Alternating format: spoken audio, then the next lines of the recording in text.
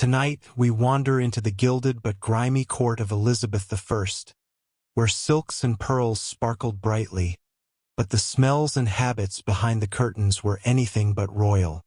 You open your eyes to the pale light of dawn creeping through leaded glass windows. The air in the chamber is thick, heavy, carrying the faint tang of damp wool, smoke from a fire long since smothered, and something less definable but very present, human. You blink. Yes, human, because no matter how gilded the walls or how ornate the bed canopy, you are, in fact, breathing the exhalations of centuries of bad habits. Welcome to the court of Elizabeth I. This supposedly is a world of refinement. The Queen is England's great Gloriana, cloaked in silks, pearls threaded into her hair, her face painted to shine like a moonlit mask. The poets praise her, courtiers adore her, foreign ambassadors fear her. Yet here in the quiet corners of the palace, you can already tell. Beneath all the lace and legend lies a daily reality best described as pungent. A soft, cheeky warning for you. You probably won't make it through this day without wrinkling your nose at least once. Before we begin wandering, let me gently remind you, if you're enjoying this sleepy stroll through the strange and less than clean past, go ahead and tap the like button. It lets the algorithm know you care more about Elizabethan chamber pots than modern reality shows. And if you'd like to keep wandering with me into dusty corners of history, you can subscribe as well. Costs nothing except perhaps your sense of smell. Also, since we're drifting together through this old world, leave a little comment below telling me where you are listening from and what time it is. Maybe it's morning, maybe it's midnight. Either way, it's always Elizabethan somewhere. Now, let's ease into tonight's journey. The palace wakes slowly, in layers. You hear the footsteps of servants padding across wooden floors, their shoes worn thin, their wool stockings not quite fresh. You hear the faint clatter of basins and buckets. Water is being carried, though not as much as you'd expect. In fact, one of the first things you notice in Elizabeth's court is how little water touches human skin. Bathing in this age is not the daily necessity we consider it today. It is more of a curiosity, a ritual, a medical treatment even. Something you might do if your physician prescribes it, or if you are so unbearably filthy that even perfume won't help. Elizabeth herself, by most accounts, bathed only once a month, sometimes less. She believed water could seep through the pores and cause illness. And so, the royal body was kept clean through linen, shifts, chemises, the underlayers of clothing that absorbed sweat and dirt. Change the linen, change the skin. At least that was the thinking. The linen acted like a filter, a sponge, a personal hygiene strategy disguised as laundry. And so, as you walk through these corridors, past courtiers in embroidered sleeves and ruffs starched so stiff they could slice bread, you notice something. They smell of rosewater, musk, and cloves, but always with a faint undertone of flesh that hasn't met soap in weeks. A historical fact for you: Elizabeth's court was famous for its perfumes. Distillations of rose, lavender, and ambergris were imported and splashed generously on clothes, on gloves, even dabbed on the wigs and ruffs. Scent was not a luxury. It was armor. Armor against the odors of the human world. You pass by a lady-in-waiting, her hair carefully coiffed, her gown shimmering.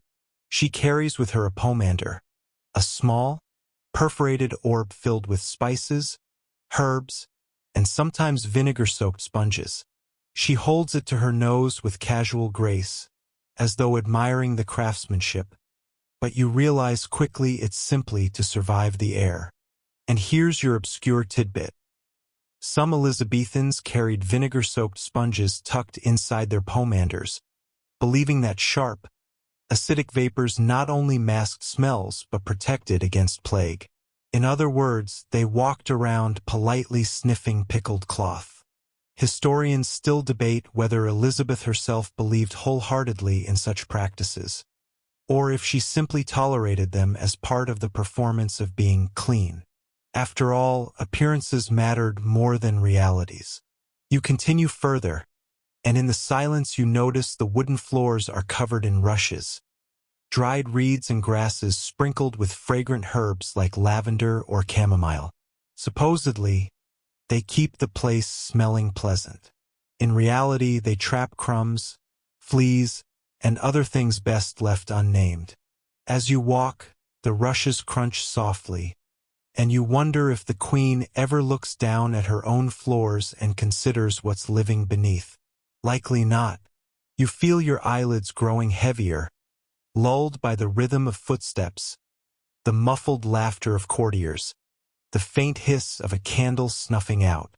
For all its glamour, this palace is weary at the edges, dressed up in lace to hide the dirt.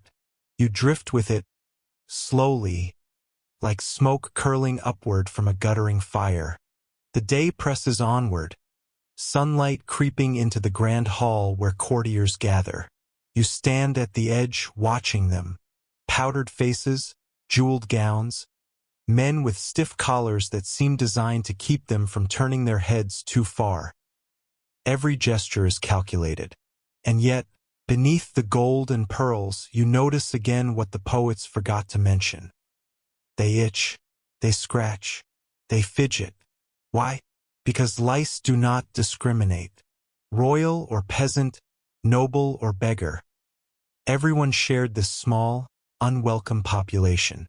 Wigs, especially, were notorious breeding grounds. Elizabeth herself wore elaborate wigs to cover her thinning hair, each one curled, perfumed, and decorated.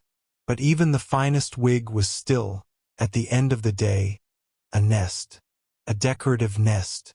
A major historical fact here, Elizabeth's signature image, the pale face, the red wig, the stiff lace collar, was as much about concealing as it was about displaying. Her hair loss, her bad teeth, even the scars from childhood smallpox, were hidden beneath layers of artifice. Hygiene, or the lack of it, was painted over with lead-based cosmetics. Yes, lead. Her famous Mask of Youth was crafted from white lead and vinegar, spread across the skin to create a flawless, ghostly glow. Flawless at a distance, at least. Up close, it cracked, flaked, and poisoned the very skin it was meant to beautify. Imagine applying slow poison to your face every morning, and smiling while poets compared you to the moon. Nearby, a gentleman smooths his ruff, a circle of linen starched so rigid it looks like a halo of razor blades. Scratches his chin, no doubt. He adjusts, clears his throat, and discreetly pulls from his sleeve a scented glove. Gloves in this court are not simply for fashion. They are drenched in perfumes, stitched with jewels, flaunted as tokens of wealth. The queen herself adored them, but every glove carried with it the story of a hand not washed, only covered. Your obscure tidbit for this section. Courtiers sometimes scented not only their gloves but their letters.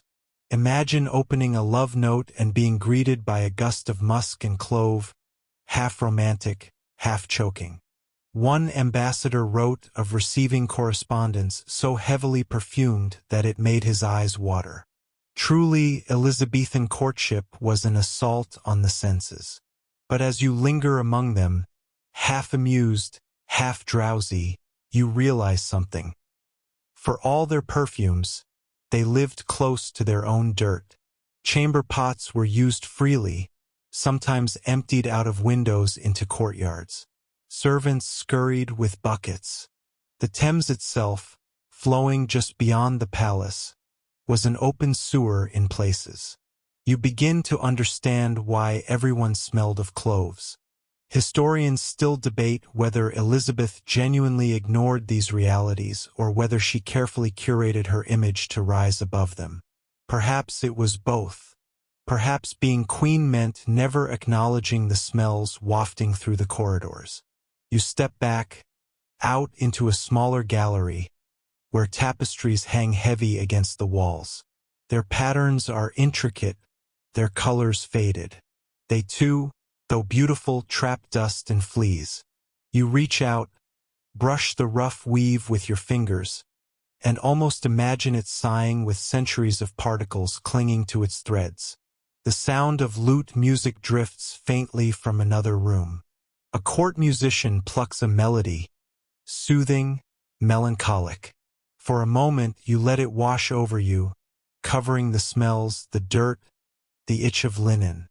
In this palace of contradictions, even filth is dressed in poetry. You breathe slowly.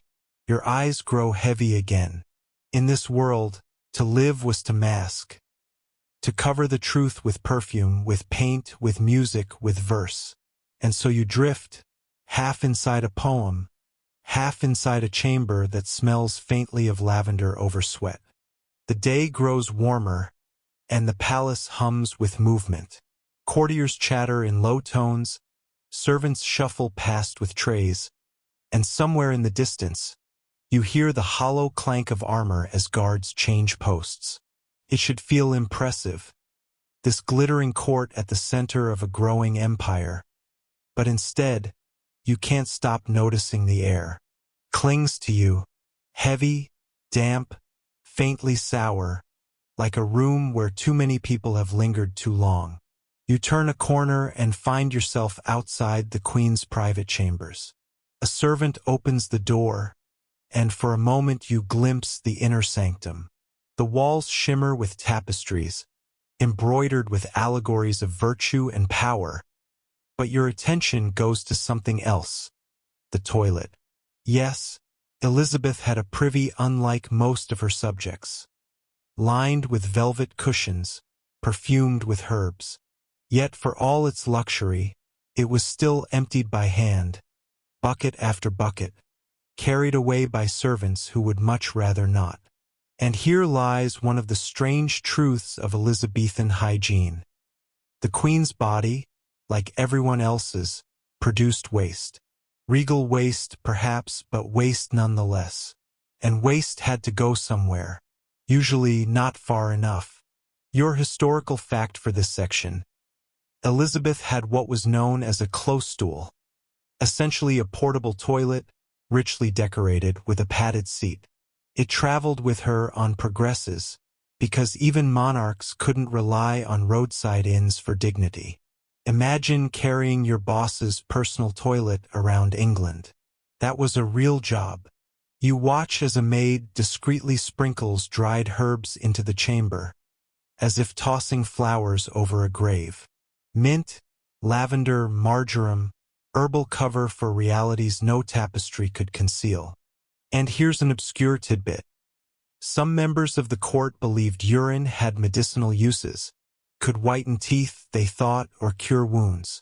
You glance around at the smiles of courtiers, yellowed, uneven, sometimes missing teeth altogether, and you realize that perhaps, in practice, it did not work so well.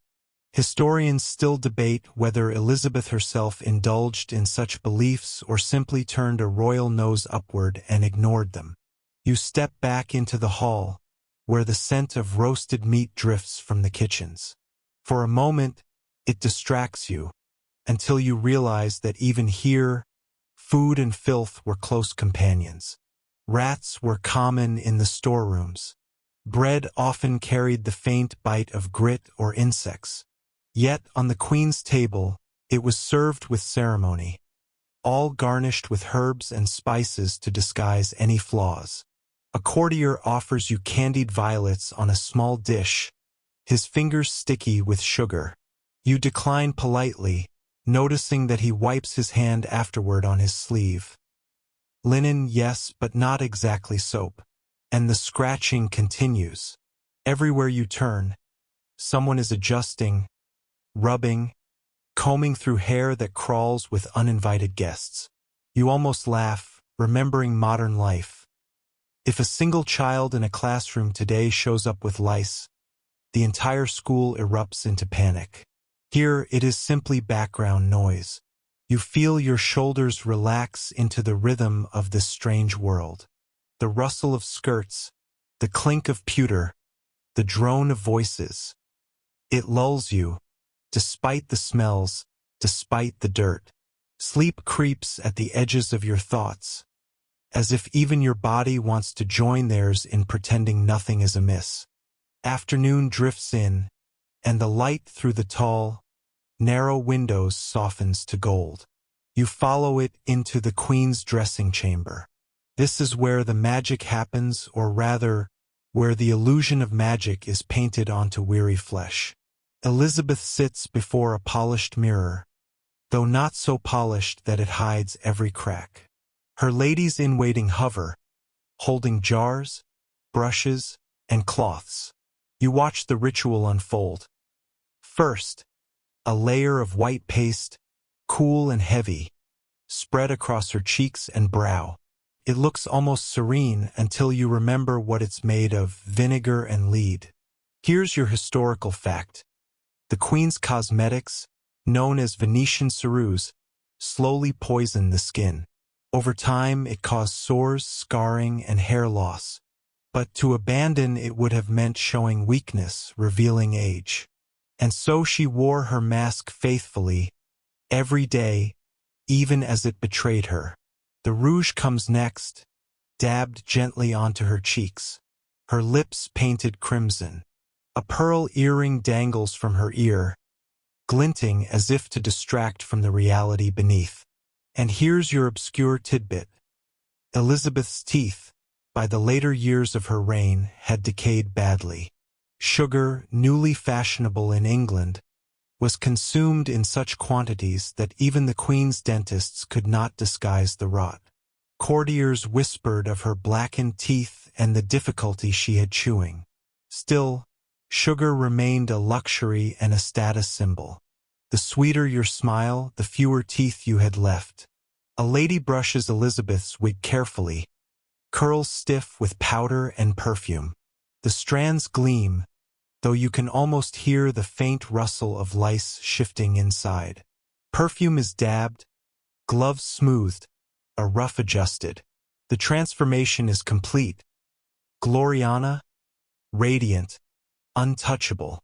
Historians still debate whether Elizabeth truly believed in her immortal image or whether she was painfully aware of its fragility.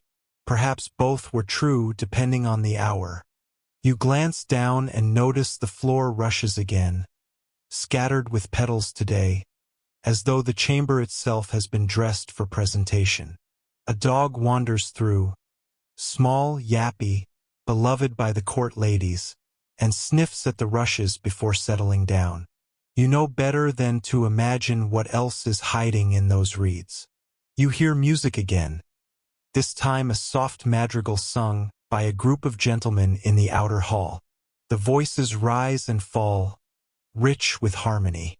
For a moment, you are carried by the sound, lifted above the heavy smells and poisons, into something fleetingly beautiful. But then a servant hurries past with yet another basin, and reality settles back in. Beneath the lace and song, life here is not clean. It is never clean. It is a delicate balance of disguises, a palace of masks built on top of sweat, smoke, and decay. You close your eyes, letting the song and the scent of rosewater blur together, and you drift further into the haze of Elizabeth's world. Evening approaches and the palace shifts tone. Candles are lit one by one, their smoke curling into the rafters, filling the chambers with a haze that makes the already stuffy air even heavier. You walk through a gallery where courtiers gather in clusters, gossiping and laughing, their voices echoing against the high walls. From afar, it looks elegant. Silk sleeves shimmer, velvet shoes glide across polished stone. Up close, however, you notice the details. Sweat darkening the fabric under arms, lace collars stiff with dirt that no amount of starch can fully disguise. The gowns are splendid, yes, but remember, These clothes are rarely washed. Linen shifts beneath them are changed more often, but even those absorb days of grime before being laundered. Here's your historical fact. Elizabethans believed bathing was dangerous. They feared that opening the pores with hot water allowed disease to slip in. Instead, they relied on wiping, perfumes, and the occasional linen change. Some people might go weeks or even months without full immersion in water. A courtier passes you, trailing a cloud of rosewater. It's cloying, sweet, almost overwhelming, like someone tried to drown an onion in perfume. You realize that for many here, their scent is their signature. Subtle freshness was not the goal, covering reality was. And here's your obscure tidbit. It wasn't uncommon for people to share combs and brushes, even wigs. Imagine passing your hairbrush to a friend, knowing full well it carried lice. But in this court, appearances mattered more than practicality. Borrowing another's comb was less gross than being seen with tangled hair. A group of musicians strikes up a lively tune. Lutes, viols, a recorder piping brightly. The music is cheerful, even joyful, but it competes with the other noises. The coughs, the throat clearings, the occasional sneeze that echoes down the hall. Tuberculosis was so common it was almost fashionable. Pale cheeks, a faint cough, the romantic look.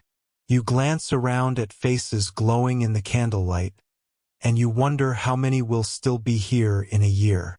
Historians still debate whether Elizabeth herself bathed more than her courtiers claimed. Some records say she bathed once a month, whether she needed it or not, but others suggest she may have washed more often. The truth is hard to pin down, partly because no one wanted to write Her Majesty smelled bad in the official record. You watch the Queen appear once again, her gown glittering in the light, her painted face calm and commanding. Everyone bows, and you find yourself bowing too, though your nose wrinkles at the faint chemical tang of her cosmetics. And somewhere, underneath the perfume and paint, you think you catch the faint smell of vinegar. The feast begins. Long tables groan under platters of roasted meat, pies, fish, and sugared delicacies shaped into birds and beasts. You're guided to a place, though your role here is mostly to watch. Servants bustle back and forth, carrying trenchers of food, goblets of wine, and basins for washing hands before the meal. Washing, however, is symbolic at best. Guests dip their fingers into perfumed water, shake them dry, and consider themselves clean. Soap is rare, and germs, well, no one here knows they exist.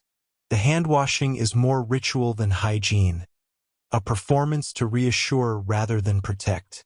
Your historical fact for this section. Elizabeth's court consumed vast amounts of sugar, far more than most of her subjects could ever dream of tasting. It was a luxury imported from distant lands, molded into sculptures for banquets. It also destroyed teeth at alarming rates, including the Queen's.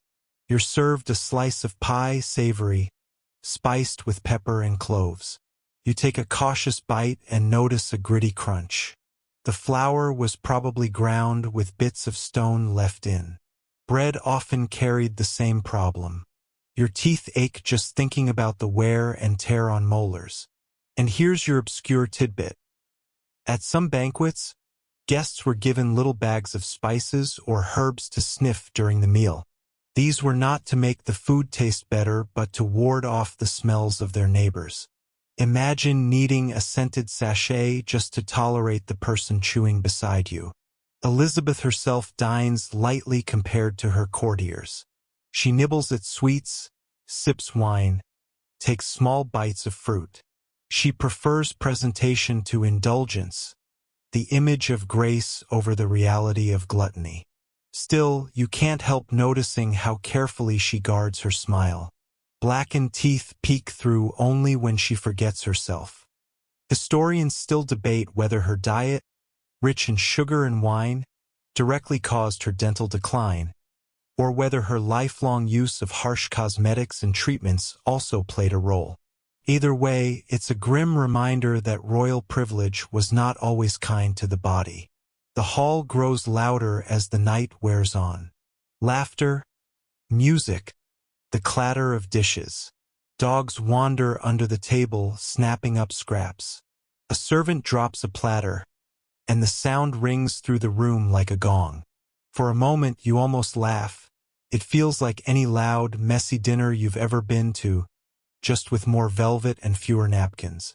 And yet, behind it all, the same reality presses in. The air heavy with perfume, smoke, and sweat. The floor littered with rushes hiding food scraps. The people dazzling but distinctly unwashed.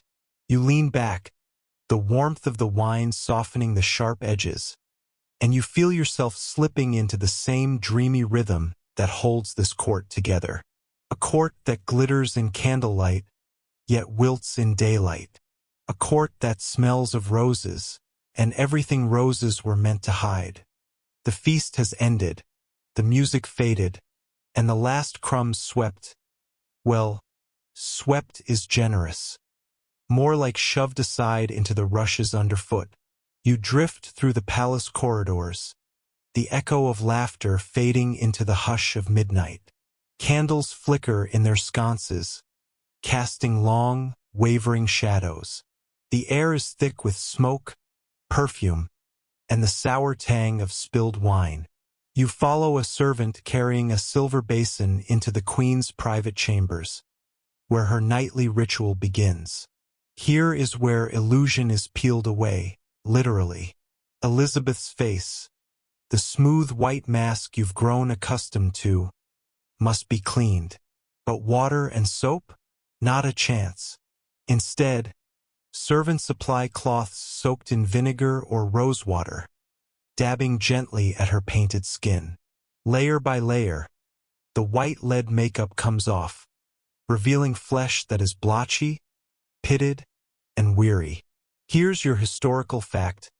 Elizabeth's signature mask of youth was made from white lead and vinegar, a deadly cosmetic slowly poisoning her skin.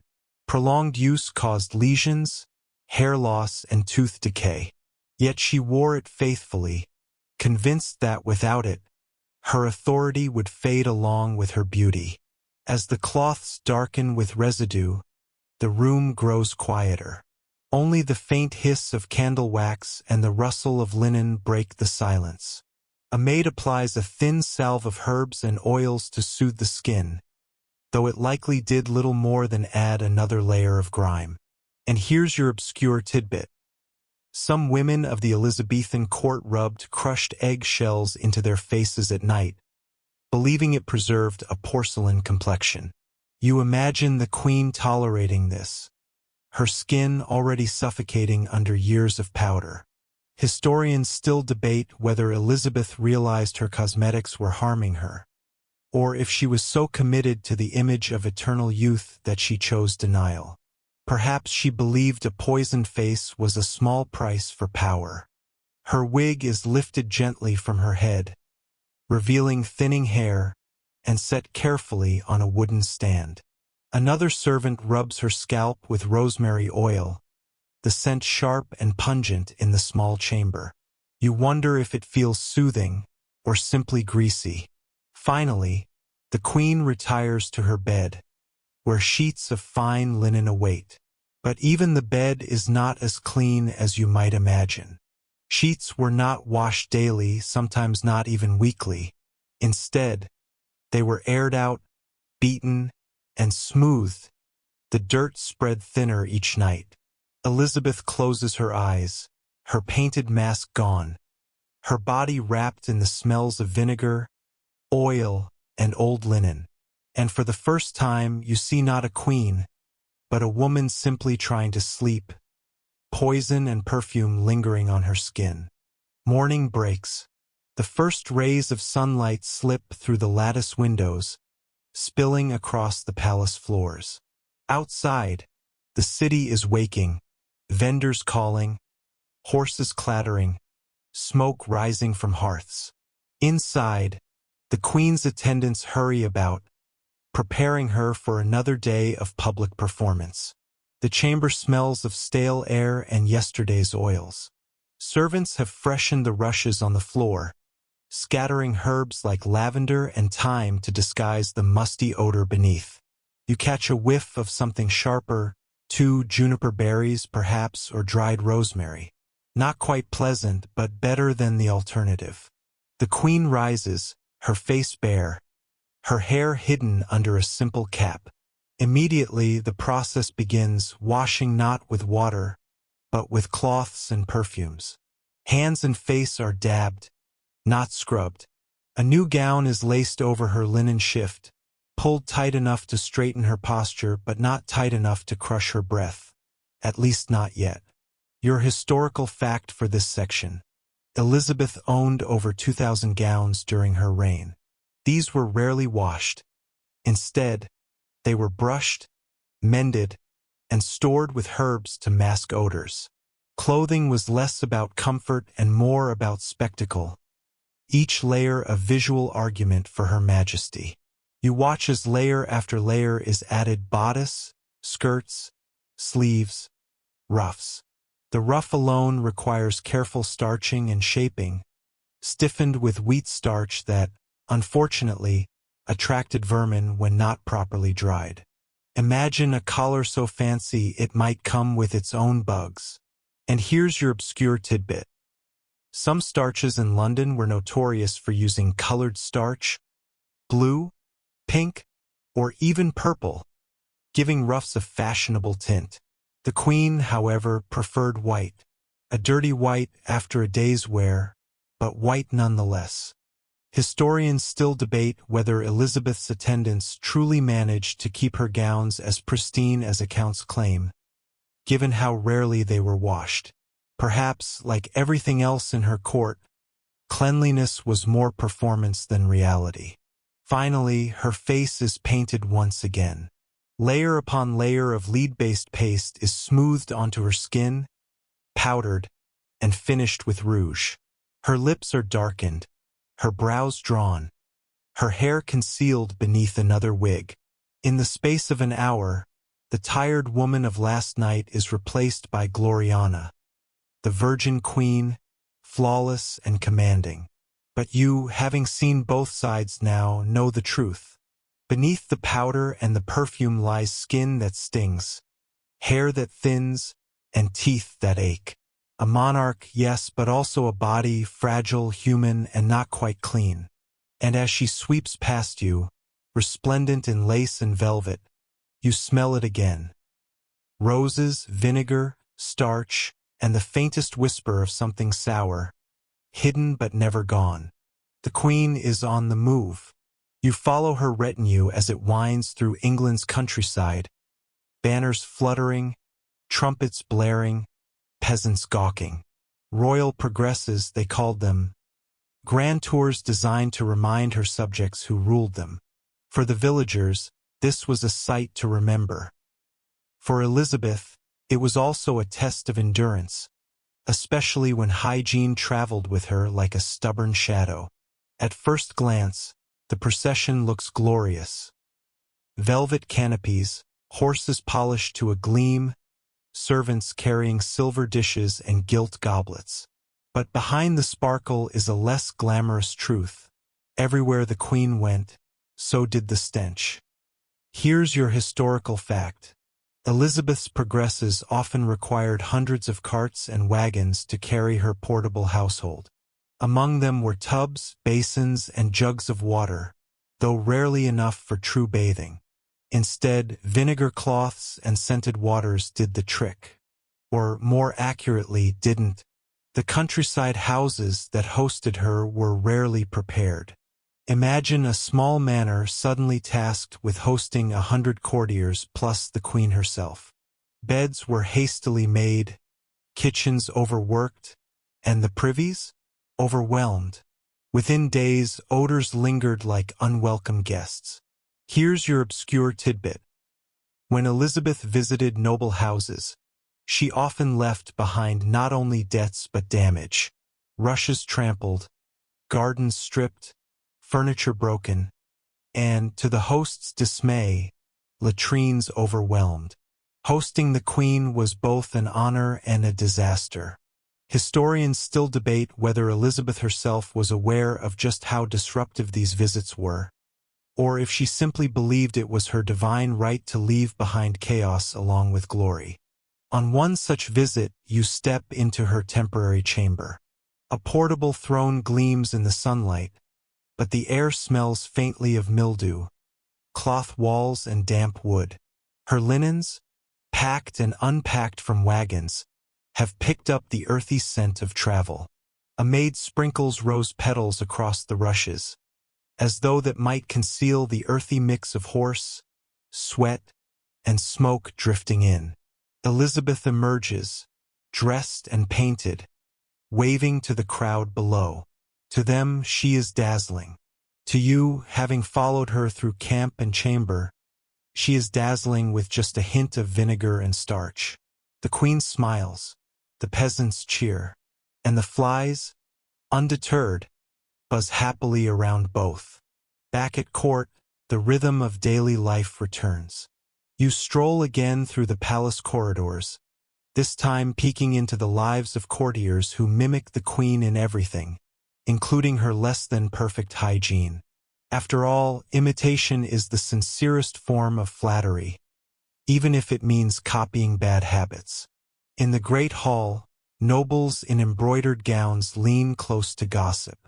Their ruffs are starched stiff, their faces powdered white, their teeth, well, teeth is generous. Sugar, that most coveted luxury of Elizabethan England, had blackened smiles all around. To show off one's sweet tooth was fashionable, even if it also meant losing the tooth. Your historical fact here: Elizabeth herself loved sugar. Records mention candied fruits, marzipan sculptures, and sugar-dusted delicacies at her feasts. The Queen's teeth reportedly turned black in her later years, though her courtiers imitated this too, darkening their own teeth to appear fashionably royal. The smell of the hall is heavy with roasted meats, perfumed gloves, and a faint sourness beneath it all, the body odors of nobles who, like the Queen, believed in minimal washing. A courtier fans himself with a feather, though it does little to mask the reality. Here's your obscure tidbit. Some Elizabethan ladies carried pomanders, small metal balls filled with herbs, spices, or ambergris, clutched like jewelry but really weapons against stench. Imagine a lemon-sized perfume grenade dangling from your waist. Historians still debate whether Elizabeth truly believed her court was the height of refinement, or if she quietly noticed that the finest perfume in the world couldn't fully overpower human reality. You watch as Elizabeth herself enters the hall, radiant under candlelight. Her gown rustles as she moves, her ruff gleaming, her face powdered pale. She sits, smiles, and accepts a candied violet from a silver dish. The crowd sighs in admiration, not daring to mention the faint trace of decay lurking at the edge of her smile. And there, beneath the glitter and gossip, you realize the great paradox of her reign. A world obsessed with appearances, terrified of water, and devoted to masking the very human sense that no crown, no ruff, no throne could ever truly erase. The Queen is no longer young. You walk beside her chambers as the years weigh softly but surely on her frame. She moves more slowly now, though she disguises it with regal gestures, with words that cut sharper than a sword. But beneath the pearls and silks, her body whispers of decline. In the chamber, servants prepare her dressing table. Powders, rouges, oils, perfumes, and pomanders clutter its surface. A mirror, clouded with age, reflects the careful work of her women, painting youth where time has stolen it away. Historical fact: Elizabeth was said to wear heavy white makeup, a lead-based concoction called Venetian ceruse. It smoothed her complexion, covering scars from smallpox she suffered in her 20s. But it also poisoned her skin. Lead seeped into her body, weakening teeth, thinning hair, and likely worsening her health. The smell of the paste is sharp, metallic. You wince as it is applied, layer upon layer, sealing her face like a porcelain mask. Then rouge is dabbed, lips painted, a beauty that shines from afar but crumbles under scrutiny. Here's your obscure tidbit. Some recipes for Elizabethan cosmetics included ingredients like eggshells, alum, and even mercury. The lengths to which one might go for pale skin bordered on alchemy or self-destruction. Historians still debate whether Elizabeth truly believed these dangerous substances preserved her beauty, or if she simply feared what would happen if she abandoned them. The whispers of aging, weakness, mortality.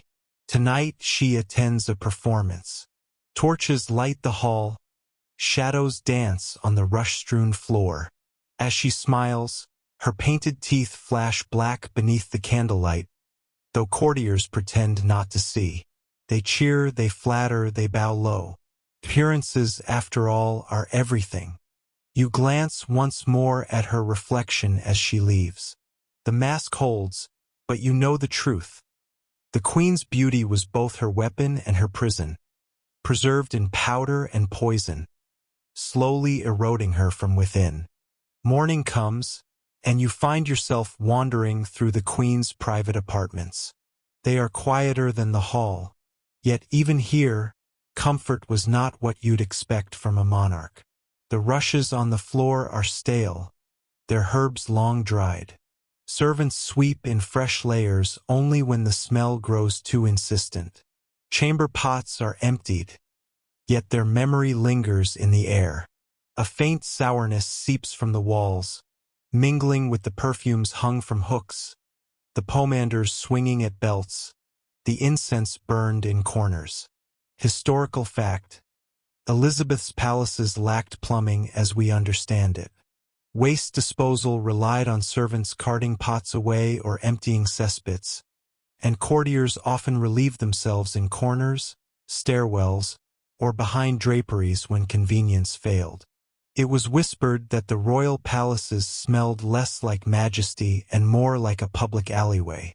Obscure tidbit: one traveler described how the Queen's court used perfumed gloves, not just as fashion but as protection. Leather soaked in musk, civet, or ambergris masked the odors of close conversation. Imagine shaking hands and leaving behind not warmth but a cloud of overpowering perfume. Historians still debate whether Elizabeth tolerated this mess knowingly or whether, like her courtiers, she simply accepted it as the natural way of life. After all, no palace in Europe had yet mastered the art of sanitation. Versailles, decades later, would reek just as strongly. You walk with her into the gardens, where roses bloom and the air feels lighter. For a moment, she inhales deeply. Perhaps the only time she smells something truly fresh, unclouded by vinegar or powder. Birds sing, courtiers chatter, dogs bark at her heels. But even here, reality lingers. Dogs leave messes uncollected, courtiers bring their perfumes with them, and a light wind carries the unmistakable reminder of latrines not far away. The Queen laughs, radiant, surrounded by admirers, and you, standing slightly apart, see the irony clearly. In the greatest age of English poetry and music, beneath all the glitter and flattery, life still smelled like humanity. The evening is long, and you find yourself once again in the Queen's presence. She sits beneath a canopy of state, her gown layered and stiff with embroidery, jewels glinting like sparks of firelight. Yet your eyes drift upward to her hair, or rather what remains of it. Historical fact: Elizabeth wore wigs, often bright red to mimic the natural auburn of her youth. These wigs were styled into elaborate coils, sometimes crowned with pearls or miniature ships, sometimes brushed high like a crest of authority. By the later years of her reign, she relied on them daily to disguise her thinning hair, which had suffered from years of cosmetics and illness. You notice the wig's edges, carefully glued, powdered to match her face paint. From a distance, it is regal, commanding. Up close, it is fragile, stiff, almost theatrical. Court painters, too, obey the fiction. Her portraits often show a forever young Elizabeth, glowing, invincible. In truth, she sat there like anyone else. Skin creased, body weary, beauty carefully constructed. A curious tidbit: some wigs of the time were scented with herbs or oils, as much to mask odor as to project luxury. Imagine leaning in for an audience and smelling rosemary, or worse, rancid fat from poorly treated hairpieces. Historians still debate whether Elizabeth fully believed the image she presented. Did she, in private, see herself as the Virgin Queen Eternal? Or did she know the mask was cracking, that each audience was a performance staged against time itself? Around her, courtiers flatter as always. They bow, they cheer, they compose poetry comparing her to the moon, to Diana, to the sun itself. And you, standing nearby, notice the wig shift slightly as she inclines her head. A strand of her real hair peeks through, sparse, brittle, white as frost. The fiction wavers, then hardens again, as the court looks only where she allows them to look. You wake to another day in the palace, though wake might be too generous. Sleep was not the luxury it is today.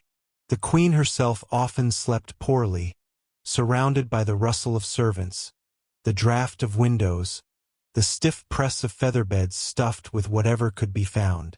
Historical fact: Elizabeth's teeth were blackened in her later years, the result of a fondness for sweets, sugar imported at great expense, a symbol of wealth and modernity.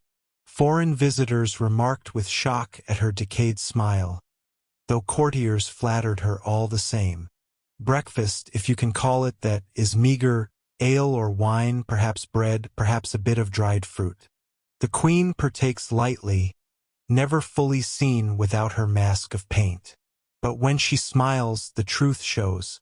A court ambassador once confessed he could hardly understand her speech, her teeth so ruined that words slurred like whispers through broken gates. The obscure tidbit here: Elizabeth was sometimes given concoctions of honey and ground coral to preserve her teeth. Whether they helped is questionable. Whether they harmed is almost certain. Historians still debate how much of this decay was exaggerated by enemies. Catholics abroad delighted in mocking her supposed ugliness, or whether the reality was as grim as described. Yet the fragments of evidence, the surprised reports of ambassadors, suggest that the truth was uncomfortably visible. In the hall, musicians play, courtiers gossip, dogs chase one another between skirts. You hear the snap of a lute string, the burst of laughter. Yet at the center of it all sits the queen, her presence still radiant, her will still iron. She is both magnificent and mortal, her body betraying her even as her crown steadies her.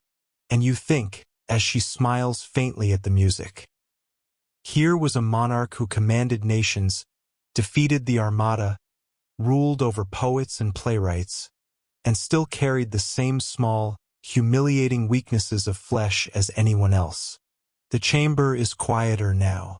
The laughter of poets, the clamor of suitors, the bold voices of courtiers, they echo only faintly. Elizabeth sits more often than she stands, her frame growing smaller within her gowns, as though the clothes are swallowing her rather than adorning her. Historical fact: in her final years, Elizabeth refused to be seen without her full array of cosmetics and costumes.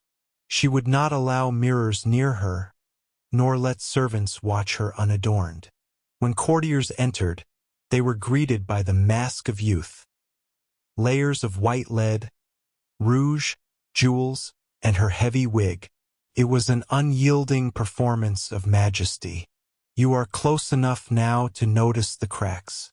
The paint no longer spreads smoothly. It settles into the folds of her skin, the lines etched by decades of rule. Her hands, once elegant, now tremble faintly, the veins pronounced. Her eyes, still sharp, still commanding, betray a shadow of fatigue. An obscure detail emerges here. Elizabeth, in her grief and declining years, grew obsessed with the death of her ladies-in-waiting. Each passing cut her deeply. One death, in particular, that of Catherine Carey, her beloved cousin, left her inconsolable. She wore mourning garb for weeks, pacing her chambers, refusing comfort. This grief carved into her, as visible as her painted face. Historians still debate the depth of her melancholy. Was it true despair, or a queenly display of mourning, magnified in retellings? But you can almost feel the weight of her solitude. Never married, never with children, she had surrounded herself with courtiers, flatterers, poets, but not with heirs of her own body. And in the silence of her chamber, when the candles gutter low, that emptiness must have whispered louder than any courtier's praise. Tonight, you hear her murmur to herself, half prayer, half sigh. The chamber is scented with wax and fading herbs. A lady approaches, gently adjusting the wig, carefully brushing a layer of rouge onto pale lips. The queen's gaze remains fixed ahead, unblinking. The performance continues, but you can sense the weariness beneath it, like a play long past its final act. The days shorten, and so does her patience. Elizabeth, once radiant with wit and sharp with retorts, now grows irritable, even restless. She wanders her chambers late into the night, refusing to sleep, sitting on cushions piled upon the floor rather than resting in her great bed. Historical fact. In her last weeks, Elizabeth reportedly stood for hours on end, leaning against cushions but refusing to lie down. Her courtiers begged her to rest, but she shook her head. Some said she feared that if she lay down, she would not rise again. The air in the chamber is stifling. Curtains drawn, the queen surrounded by her attendants, some whispering, some silent, some weeping quietly when they think she cannot see. She notices everything, of course. Even in weakness, her eyes are sharp. An obscure tidbit from these final days. Elizabeth is said to have gestured toward Robert Cecil, her trusted minister, when asked about succession. She would not speak the words clearly, but she hinted, enough for those nearby to take her meaning, that James of Scotland should follow her. A kingdom built on unspoken gestures, on hints rather than declarations. Historians still debate this moment. Did she truly intend James as her heir? Or was it a desperate interpretation by those eager to secure order? The silence of her final days leaves the truth uncertain, lost beneath layers of rumor and record. Now you find yourself watching as her ladies smooth her gown once more, arranging jewels she no longer notices. A small dog curls at her feet, the only creature that dares rest in her presence. Outside, bells toll for evening prayers. Inside, the queen gazes into nothing, her lips moving without sound. And in this stillness you realize Elizabeth has become her own myth. The Virgin Queen, the Gloriana, the monarch who defeated the Armada, who ruled with words as sharp as swords. And yet, she is also a woman sitting on cushions, too weary to sleep, too proud to fall. The chamber darkens, shadows crawling across the walls. You hear the faint creak of wood, the whisper of skirts, the low sigh of the queen. It is a moment both intimate and immense, the final act of a life lived entirely on stage. The chamber is hushed, so hushed you can hear the faint scraping of the fire as a log collapses into embers. Elizabeth sits upon her cushions still, leaning slightly, her body shrinking within the folds of velvet and lace. She has not spoken a word all day. Historical fact. In her final hours, Elizabeth fell into silence and refused nourishment. Courtiers crowded around her, desperate for a last word, a sign, a blessing. None came.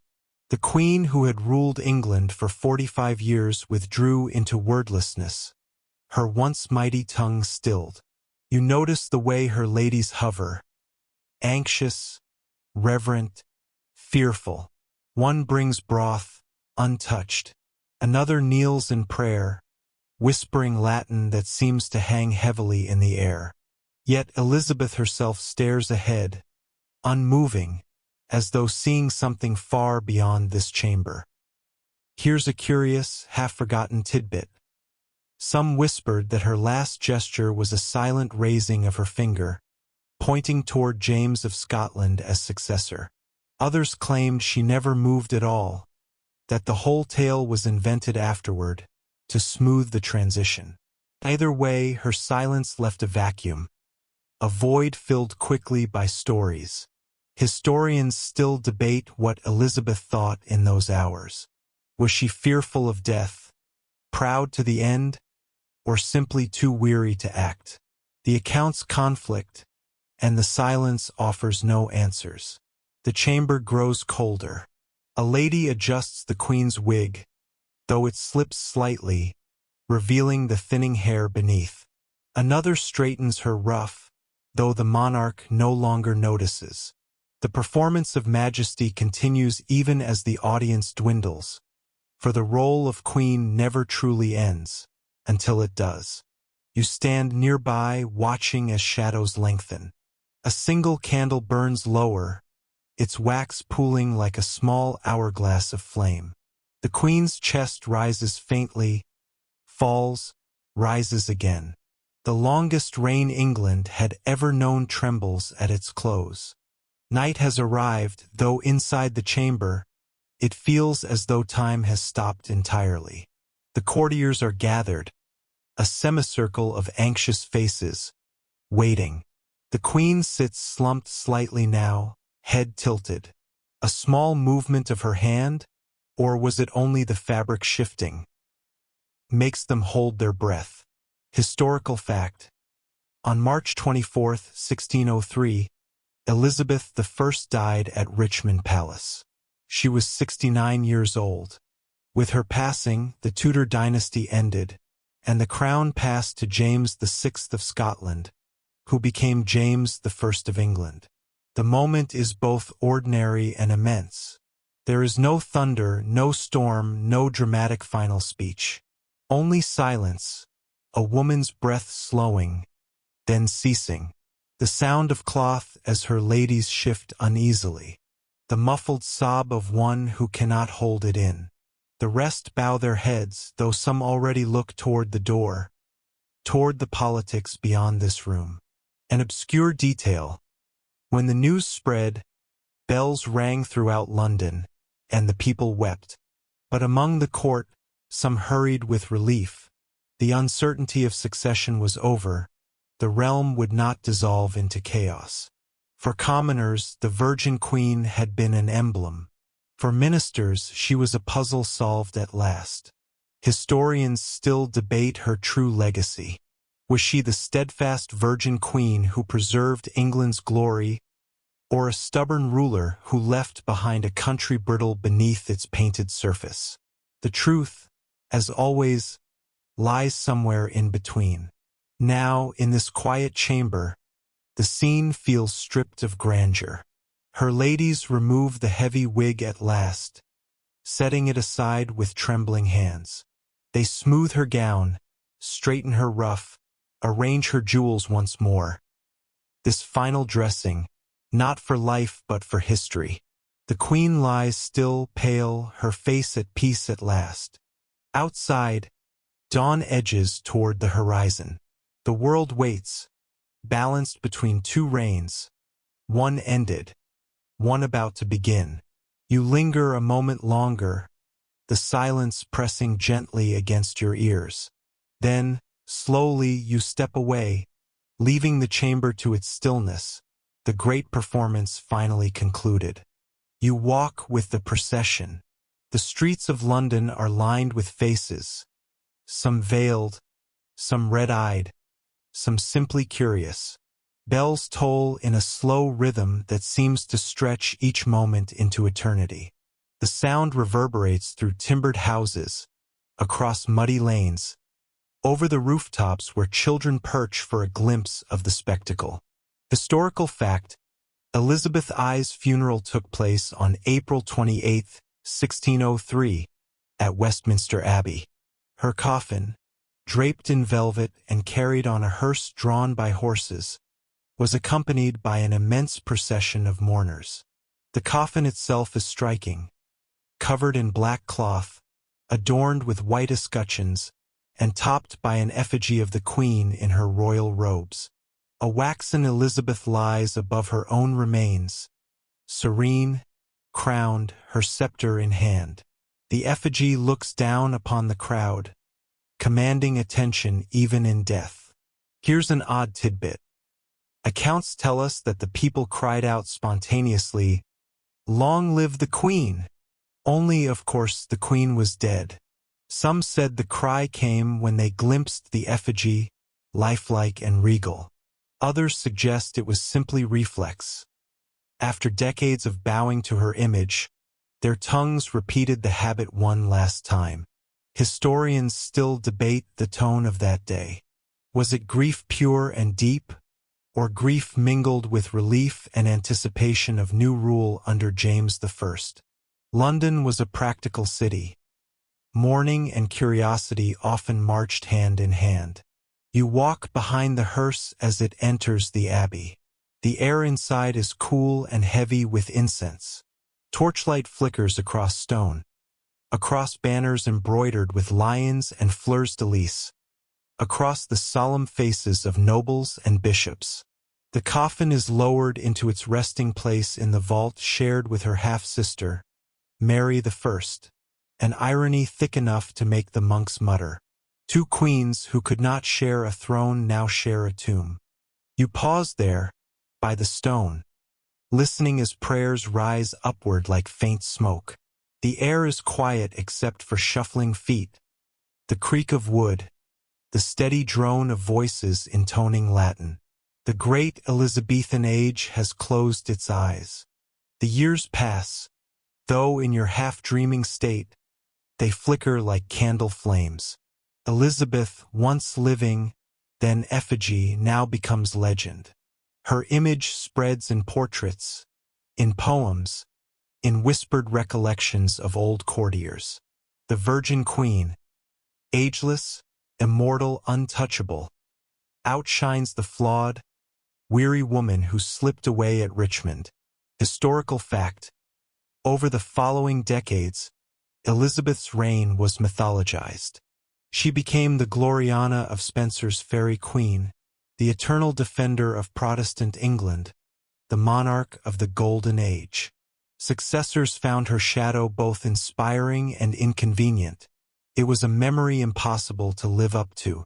And yet, a peculiar detail: her tomb effigy in Westminster Abbey had to be repaired more than once, as Londoners and even visitors from abroad touched, kissed, or stole tiny fragments from it as keepsakes. Reverence was physical, almost desperate, as though clinging to her presence. Historians still debate whether Elizabeth truly created a golden age or whether the glow was applied afterward by nostalgic poets and politicians. Perhaps her reign was no brighter than others, but her image, carefully managed in life, was polished even more brilliantly in death. You drift through the spaces she left behind. The echoing galleries of the Abbey, where her name is carved in stone. The painted portraits, with her impossibly pale skin and jewel-encrusted gowns. The streets where old men tell children. I saw her once, when she spoke to us like a goddess.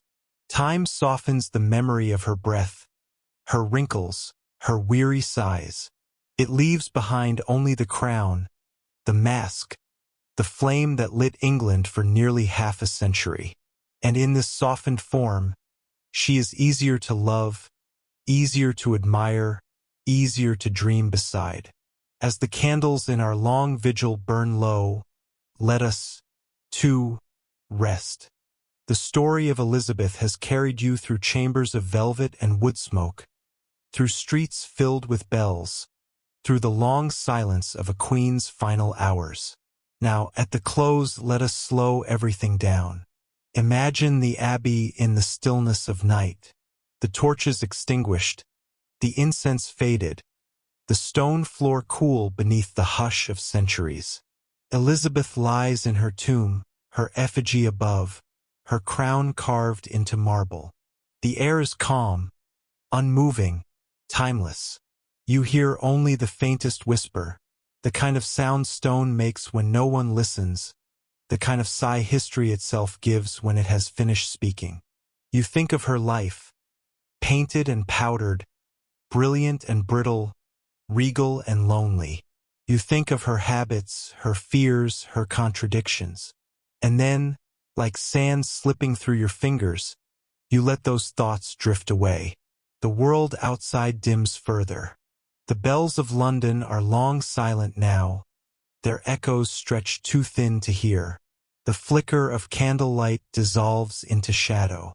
The velvet, the pearls, the scepters, the ruffs, all dissolve too, as if history has folded the costume and placed it carefully in a trunk. All that remains is stillness, a breath, the softness of night pressing against the windows, the hush of a world at rest.